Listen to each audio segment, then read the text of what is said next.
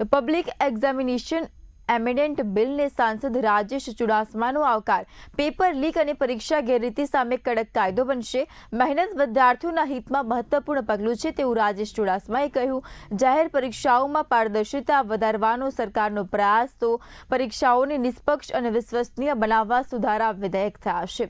ગેરરીતિ કરનારાઓ સામે કડક કાર્યવાહી અને આકરા દંડની જોગવાઈ કરાઈ તો વિદ્યાર્થીઓના ભવિષ્યની સુરક્ષા આપશે નવું બિલ। સાંસદ પેપર લીકના કિસ્સાઓ રોકવા કાયદાકીય વ્યવસ્થા વધુ મજબૂત બની। સંસદની મંજૂરી બાદ પરીક્ષા વ્યવસ્થામાં મોટો સુધારો થયો છે।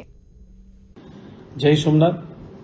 દેશના યુવાનોના ભવિષ્યને સુરક્ષિત કરવા ભારતની સંસદે લીધો છે એક ઐતિહાસિક અને ક્રાંતિકારી નિર્ણય। વર્ષોથી રાત દિવસ એક કરી સ્પર્ધાત્મક પરીક્ષાઓની તૈયારી કરતા આપણા વિદ્યાર્થીઓના સ્વપ્નો પર હવે કોઈ માફિયા કાળો છાયો નહીં પાડી શકે, કારણ કે ભારતની સંસદે પસાર કર્યો છે જાહેર પરીક્ષાઓ ગેરરીતિ અટકાવ સુધારા વિધેયક।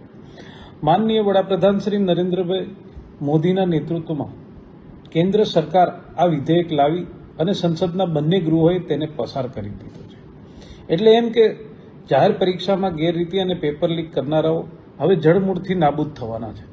હવે નકલ કરનારા કે પેપર વેચનારા દલાલોનું બચવું